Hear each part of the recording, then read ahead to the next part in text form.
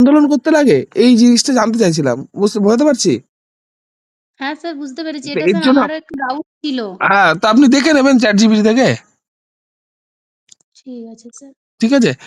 আচ্ছা, নেক্সট আপনার point sir হচ্ছে এটা ক্রিকেট। এটা কি এমনি ঠিক আছে স্যার? হ্যাঁ, এমনি ঠিক আছে। সুন্দর লাগলো। নেক্সট ঠিক হচ্ছে আছে স্যার। ক্রিকেট। হ্যাঁ স্যার। ক্লাস 5 পরিবেশবিদ্যা। হুম। স্যার আমার পড়েছে ওই গোল্লা ছুট। হ্যাঁ, চলো শুরু করো। সুপ্রভাত, তোমরা সবাই কেমন আছো? ভালো? আমি খুব ভালো আছি। সকলে ঠিকঠাকভাবে মিড ডে মিল খেয়েছো তো আজকে? বাহ, খুব ভালো। আর টিফিনের সময় খাওয়া দাওয়ার পরে একটু খেলাধুলা হয়েছিল? আচ্ছা, করেছিলে। আচ্ছা, এই যে খেলাধুলো বলছি, খেলাধুলার ইংরেজি শব্দ কি গো?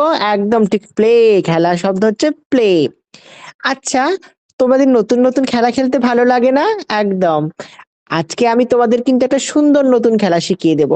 তাহলে তোমরা একটা নতুন খেলা শিখে যাবে। আর এটা বন্ধুদের সঙ্গে খেলবে, দেখবে একটা নতুন আনন্দ পাবে। নতুন খেলা, নতুন আনন্দ। আর এই নতুন খেলার নাম কি হলো? গোল্লা ছুট। আজকে আমরা তাহলে কি জানবো, কি খেলা সম্পর্কে জানবো? গোল্লা ছুট। গোল্লা ছুট খেলাটা দারুণ মজার আর দারুণ আনন্দের। গোল্লা ছুট খেলায় কি করতে হয় জানো?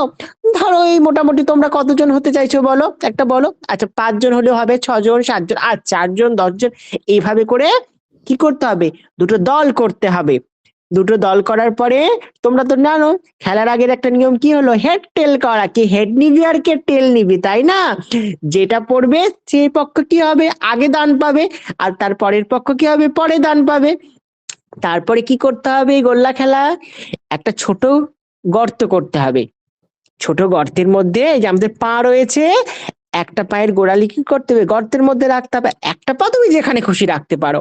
আর ওই যে তোমাদের নিজেদের নিজেদের দলের মধ্যে কি করতে হবে? যারা যারা তোমাদের দলে থাকবে সবাই হাত ধরে লম্বা করে থাকতে হবে। আর কি করতে হবে? যখন তোমরা এই লম্বা করে হাত ধরে থাকবে তখন তোমরা শক্তিশালী দল।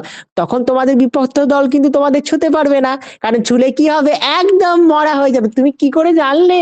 আচ্ছা, তুমি তোমার পাড়ায় খেলেছো এটা খেলা? বাহ, খুব ভালো। তোমরা কতজন করে খেলেছো গো? 6 জন করে? আচ্ছা, একদম ঠিক বলেছো, ঠিক এই খেলাটাই।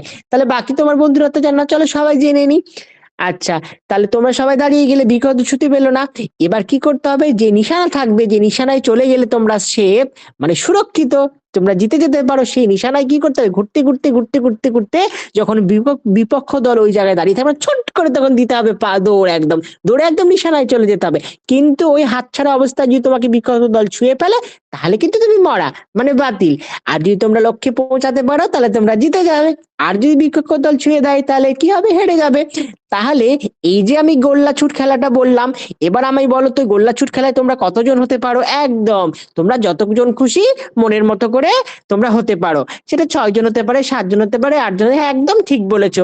আচ্ছা, গোল্লা ছুট খেলায় যদি তোমরা সবাই যখন হাত ধরাধরি করে থাকবে তখন কি তোমরা সুরক্ষিত না অসুরক্ষিত? একদম, বিপক্ষ দল তোমাদের ছুতে পারবে না। ছুলে পরে কি সে হাওয়া, সে বাতিল হয়ে গেল।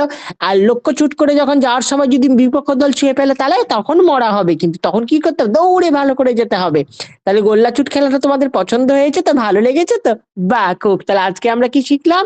গোল্লা ছুট খেলা। কালকে কিন্তু টিফিনের সময় আমি এই খেলাটা তোমাদের মাঠে হাতে ধরে শিখিয়ে দেব। তোমরা কিন্তু কালকে সবাই বিদ্যালয়ে আসবে। হয়ে গেছে স্যার। বাহ! সুন্দর আলোচনা আমি পেলাম এটা। কিন্তু